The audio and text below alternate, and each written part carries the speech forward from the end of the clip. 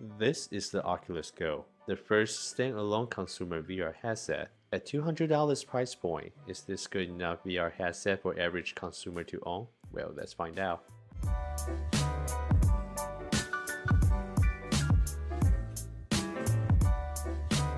Hey, what's up guys, it's like Dad here, so I just received this and can't wait to try it out. And you might ask, why am I so excited about this? Because this is the first consumer VR headset that does not require any hardware to connect to it. Unlike the PlayStation VR or HTC Vive or the big brother Oculus Rift, you don't need to have a wire connected to a bulky powerful computer, or you don't even need a phone to slide into your headset. We'll go through the unboxing and setup process together, then I will show you some real life demonstration to let you know how you can use this VR headset. Alright, let's get this opened up.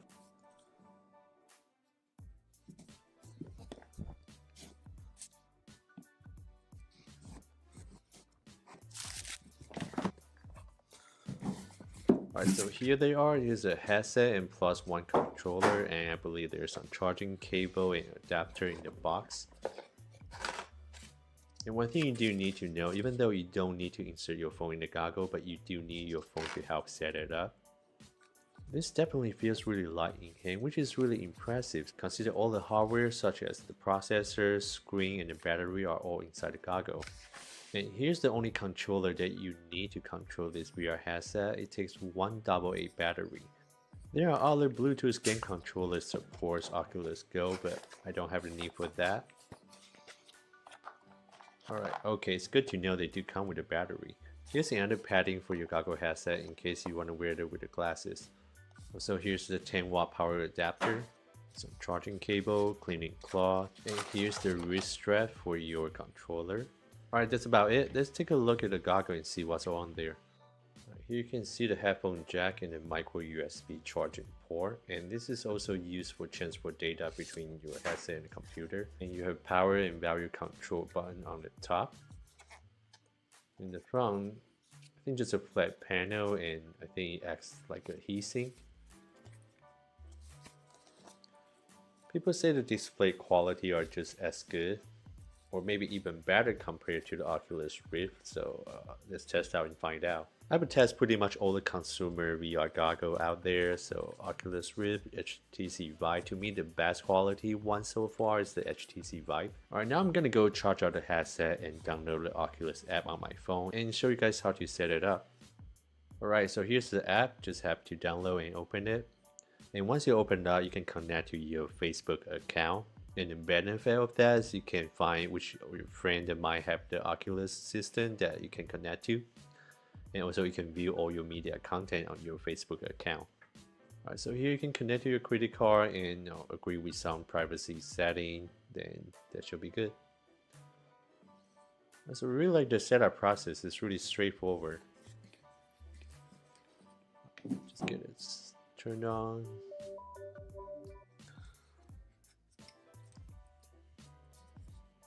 It's asking me to connect to power again.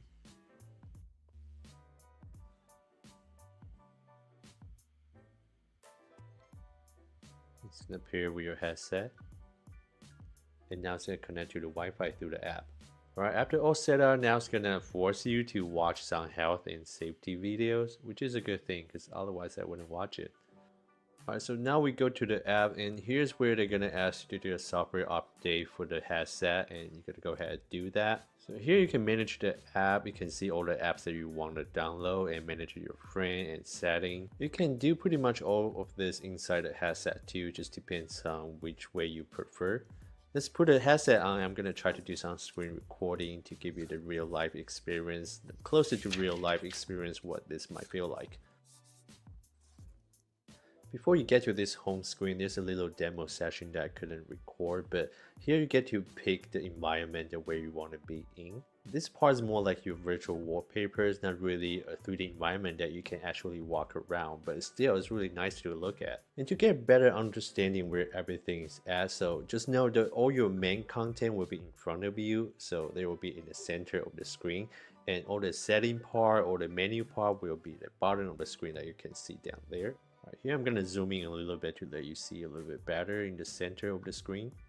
I'm going to start all the way from the navigation home screen to let you know step by step where each menu item is at. So you look down here, you have all the menu selection. If you go to home screen, and here you're going to be able to see everything they want to show you. So just for users, pretty much a home screen to quickly let you know what's available on the Oculus for you to try out. And the second one is called library, and here you can quickly browse what all the apps that you have installed, and if you want to remove them, you can come over here and you can see all the way to the bottom, and here's the environment screen for you to choose from. Now we'll change your environment to show you what it looks like. So this one looks just like a house, but it's not really a house. You can't really walk around here. This is different from the Oculus room where you can hang out with your family and friends. This is not the same. Now we check out the store. And here you can pretty much see all the apps that they have to offer. They have a package deal now. I plan to try out a few set, maybe combination with games and some of the VR content so I can test it out. The first thing I download is Netflix and the next VR to watch some NBA game, but it really depends on what kind of content you like to watch. And just click on the web browser. So this is just a typical browser for you to go to the website you want to see. Let's go to YouTube and check out my own video, and here you can click full screen. You can see how the screens kind of warp around you. I really like that. And down in the bottom, you can choose to view it at 360 or 180, but this content is not really built for 360, so everything's gonna warp around it. They're just gonna stretch the 2D content to 3D, but it doesn't really work well. Another part of video consumption I want to display is the Netflix part, but unfortunately I cannot do screen recording on Netflix, of course. For Netflix, they actually put you inside this virtual room. You have this flat screen in front of you that you can resize to all the way up to cover the entire wall, which is really great experience to watch Netflix. Alright, the next menu item is called Gallery. So here you go in, you can connect to the device that you have. So here I don't connect to anything yet, so I can view the content from my internal storage, which now I have the screen recording, or you can connect to your Facebook account, view your video content there too. You can also import content from your computer up to the device, so you can view it from here. The next menu item is search, and it's pretty straightforward. It's just a universal place for you to do any search that you want and content you want to find. Alright, now let's jump to the next tab. It's called People. So here is where you manage your profile. You can create your avatar to use in the Oculus room. If you don't have any friends or family that are using the Oculus yet, you can also go to the event section. You can find a different game event or the video watching event that you can join other people. Or if you're bored, just want to go check out the Oculus room by yourself, you can do that too. Unfortunately, I cannot record that part either. If you are not familiar with what Oculus Room is, it's pretty much a social place for you to go hang out with your friend or family's avatar. You can play games, listen to music, chat, or just watch a movie together. Everything still looks really basic now, but I think as more people join VR, this is going to be even more useful in the future. Alright, then after this part, you can go to notification, and currently I don't have anything there. Then there's a setting menu, which is pretty straightforward. There's not much explanation needed. That is pretty much it for all the user interface. I want to talk about my experience after using it for a little while and how I feel about it so far. Let's take it off first. The headset is definitely really comfortable, and I like how light it is, so you can wear it for a long time and still doesn't feel too hot or just too much weight on your head. The paddings are really soft and they use breathable material.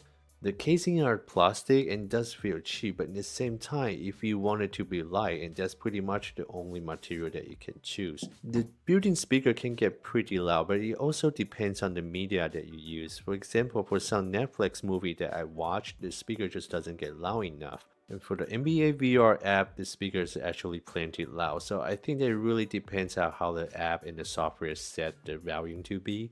This issue can easily be fixed with software update, or you can just use your personal headphone connected to the headphone jack. And now let's talk about the controller. It actually performs way better than I expected. If you ever play Nintendo Wii, this performs a lot like the Wii Mode, but it's the second generation with the motion control, so it's actually really precise. The front button also acts as a touchpad, and there are also 3 other buttons, so there are totally only 4 buttons, but it feels really intuitive to use. And now let's talk about the most important part, which is actually using it. And we'll start with the screen resolution, and there's a lot of praise about how they made the screen look really good, especially with a special lens design. The resolution is 1280 by 1440 for each eye, which offers slight upgrade compared